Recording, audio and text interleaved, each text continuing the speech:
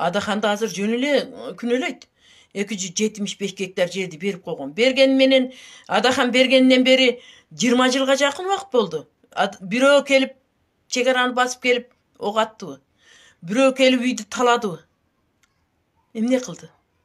Тескерисинче арендага берип коюп, жолду ачып берип, кыздардын ички кийиминен бери аңтар теңтер кылып шылдыңдаган тажиктерге бөгөт койгон. Эмне үчүн бүгүн ошол жагын айтпайсыңар? Эмне үчүн Баткендеги туугандарыма айтып чыга албайсыңар? Баарыңар талатып коюп, тим эле тилин кыртырып, мойнун жулдуруп эле отура беребизби? Эмне себептен чыгарып алып Адахандын мойнун жулдурам, тетиги Самый кожонун колун жулдурам? Андайды чакырып алып өзүнү жазала.